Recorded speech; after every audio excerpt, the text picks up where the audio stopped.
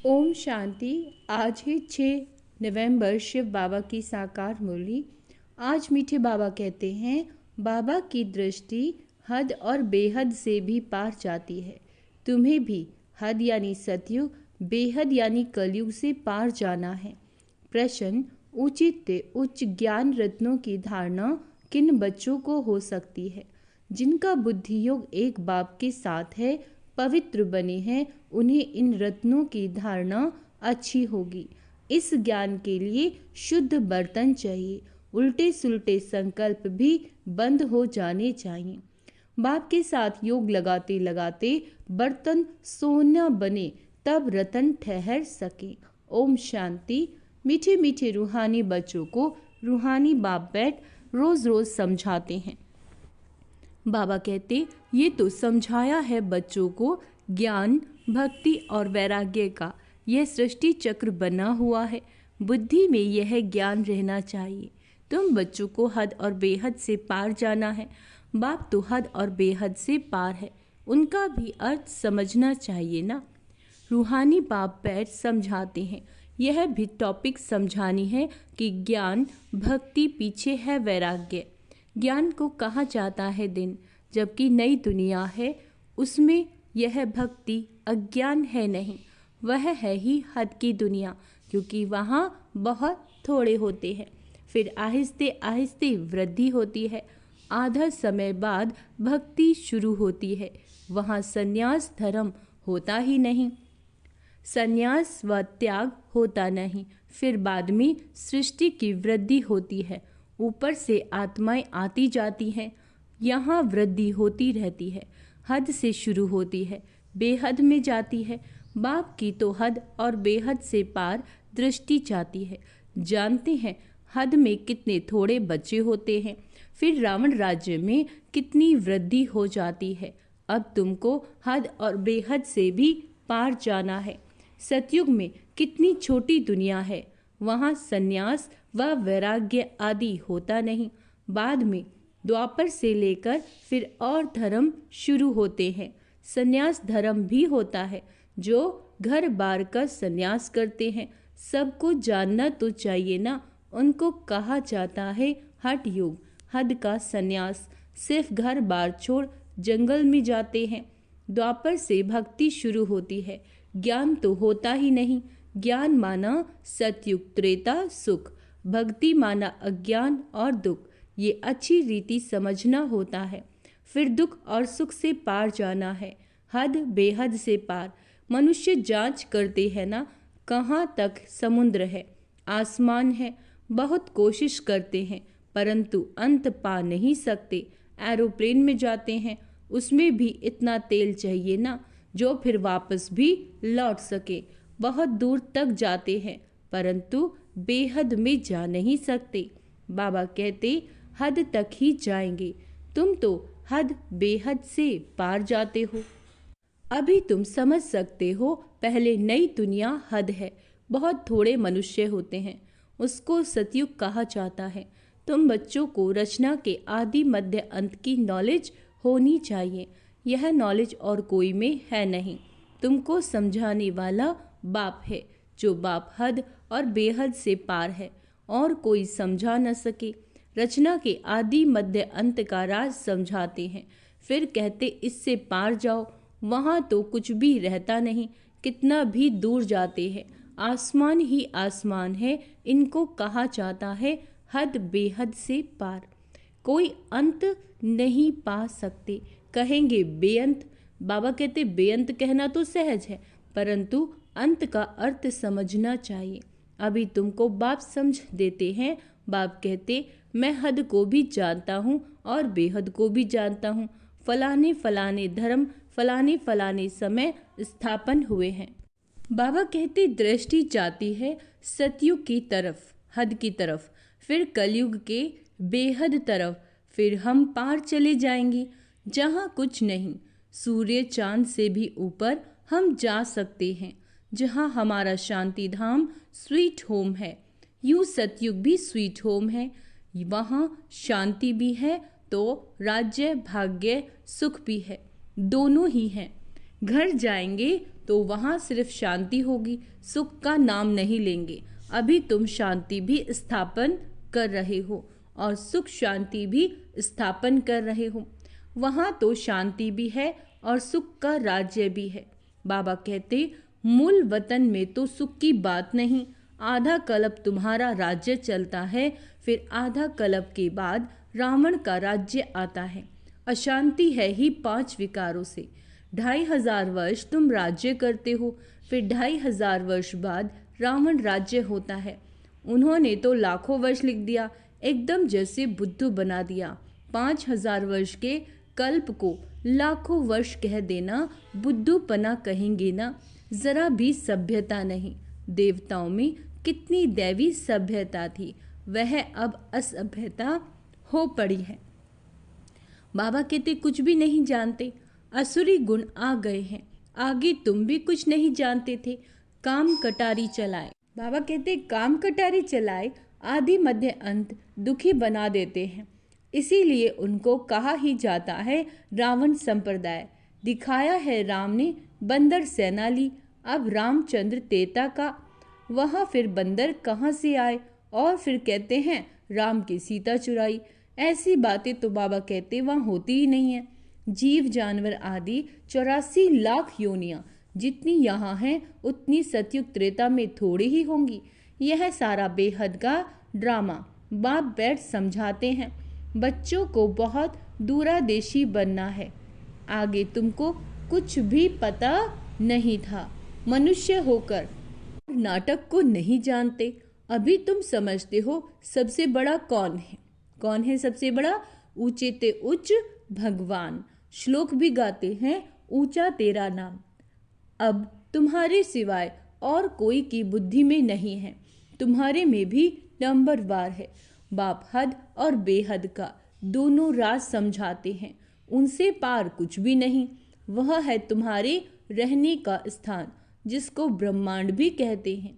जैसे यहाँ तुम आकाश तत्व में बैठे हो, इनमें कुछ देखने में आता है क्या?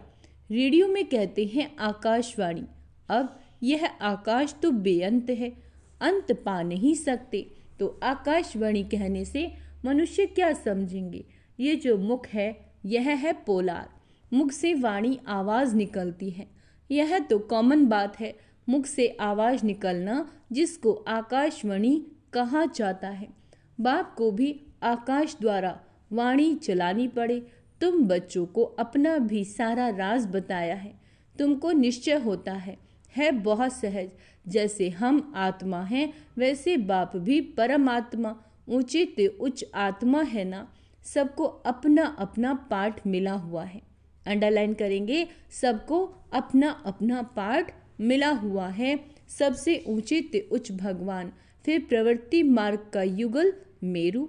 फिर नंबरवार माला देखो कितनी थोड़ी है, फिर सृष्टि बढ़ाते बढ़ते कितनी बड़ी हो जाती है। कितने करोड़ों दाने अर्थात आत्माओं की माला है। यह सब है पढ़ाई। बाप जो समझाते हैं उसको अच्छी रीति बुद्धि में धारण करो। झाड़ की डिटेल तो तुम सुनते रहते हो। बीज ऊपर में है, यह वैरायटी झाड़ है। इनकी आयु कितनी है? झाड़ वृद्धि को पाता रहता है, तो सारा दिन बुद्धि में यही रहे।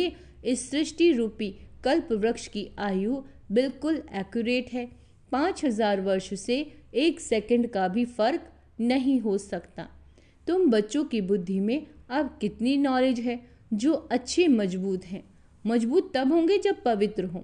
इस नॉलेज को की धारणा करने के लिए सोने का बर्तन चाहिए। फिर ऐसा सहज हो जाएगा जैसे बाबा के लिए सहज। फिर तुमको भी कहेंगे मास्टर नॉलेजफुल। फिर नंबरवार पुरुषार्थ अनुसार माला का दाना बन जाएंगे। ऐसी ऐसी बातें बाबा बगैर कोई समझा न सके। यह आत्मा भी समझा रही है। बाप भी इस तन द्वारा ही समझाते हैं, ना कि देवताओं के शरीर से। बाप एक ही बार आकर गुरु बनते हैं। फिर भी बाप को ही पाठ बजाना है। 5000 वर्ष बाद आकर पाठ बजाएंगे। बाप समझाते हैं ऊंचे ते उच्च मैं हूँ।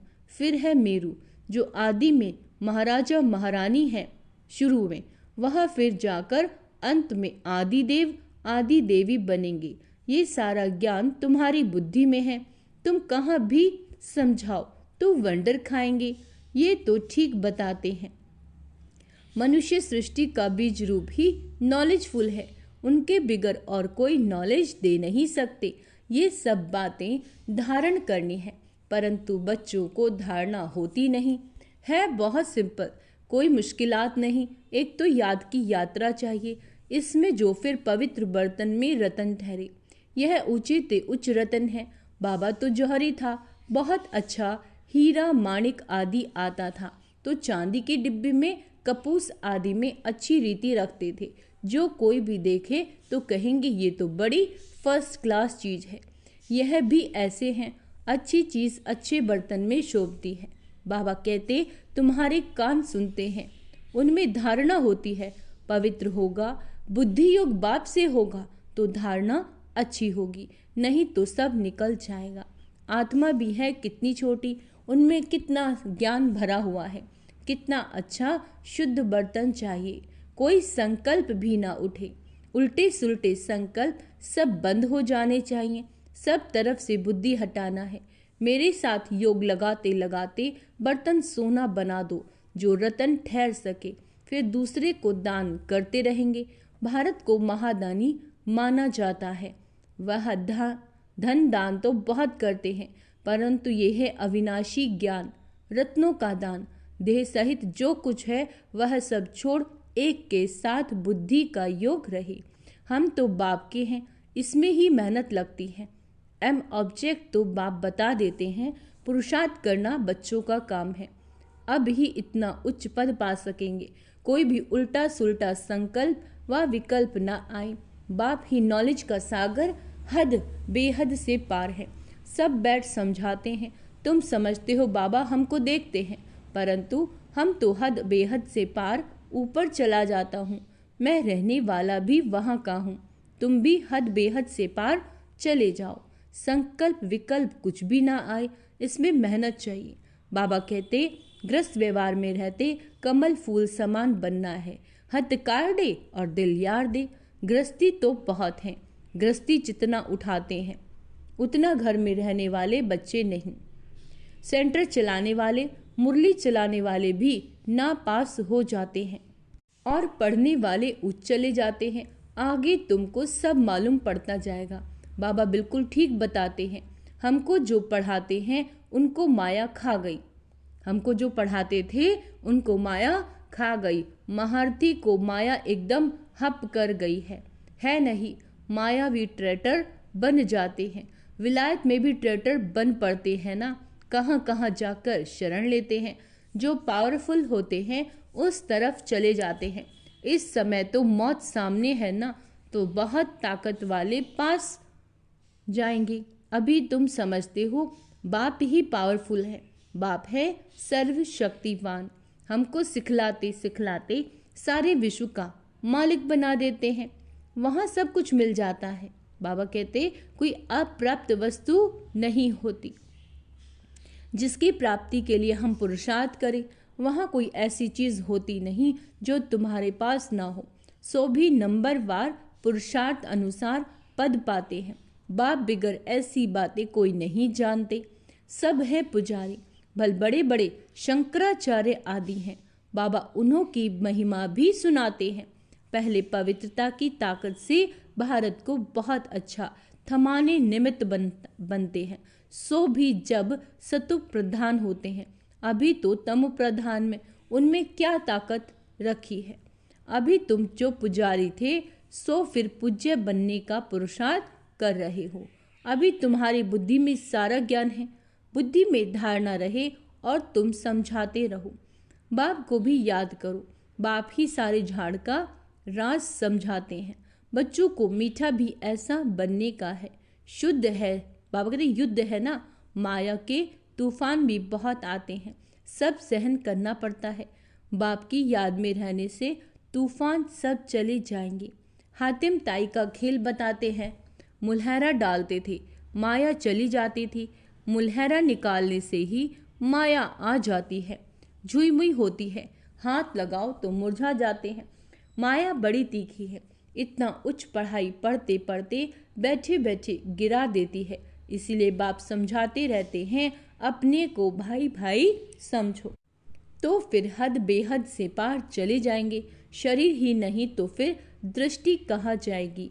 इतनी मेहनत करनी है, सुनकर फान नहीं हो जाना। कल्प कल्प तुम्हारा पुरुषार्थ चलता है और तुम अपना भाग्य पाते हो। बाप कहते हैं, पढ़ा हुआ सब भूलो, बाकी जो कभी नहीं पढ़े हो वह सुनो और याद करो।